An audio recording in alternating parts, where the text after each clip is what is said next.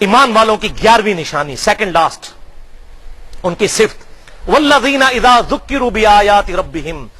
وہ لوگ ہیں کہ جب انہیں نصیحت کی جاتی ہے ان کی رب کی آیات سنا کر، لم یخروا علیہا صما وعمیانا،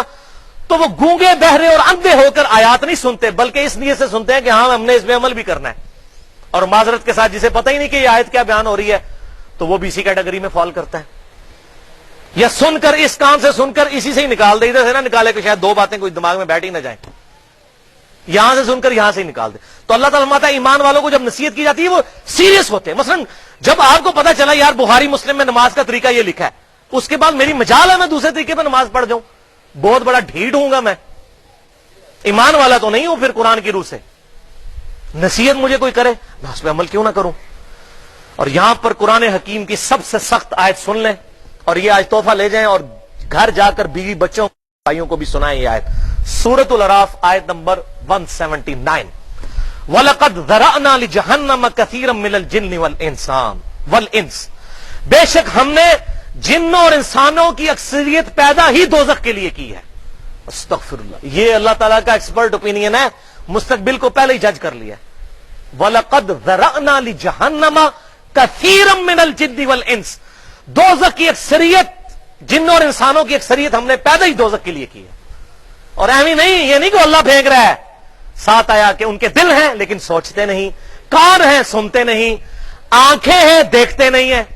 اولئک کالانعام بل ہم اضل، یہ تو چوپایوں کی مانند ہیں، جانوروں کی طرح، بلکہ ان سے بھی گئے گزرے ہیں جو ان اعضاء کو استعمال کر کے حق بات حاصل نہیں کرتے۔ کتنا سخت فتویٰ ہے اللہ تعالیٰ کا، یہ جانوروں کی مانند ہیں جو اپنے ان اعضاء کو استعمال کر کے کتاب و سنت کی تعلیمات پر عمل کر کے دنیا کی زندگی میں گاڈ کو سیریس نہیں لیتے۔ اور پھر سورہ السجدہ کی آیت نمبر 22 ہے، وَمَنْ أَظْلَمُ مِمَّنْ ذُكِّرَ بِآيَاتِ رَبِّهِ ثُمَّ أَعْرَضَ عَنْهَا، سب سے بڑا ظالم کون ہے، اس سے بڑھ کر ظالم کون جسے رب کی آیات پڑھ پڑھ کر ڈر سنایا جائے اور وہ رخ پھیر لے۔ اِنَّا مِنَ الْمُجْرِمِينَ مُنْتَقِمُونَ، ایسے مجرموں سے تو ہم انتقام لے کر چھوڑیں گے۔ انتقام کا لفظ استعمال کیا ہے، جس کو قرآن و سنت سے ترغیب دلائی جائے اور کہ جی تسی اپنی قبر ہی جانا ہے، میں اپنی قبر ہی، وہ پائی کنے کیا تو میری قبر ہی جانا ہے، یہ نبیوں کا منصب ہے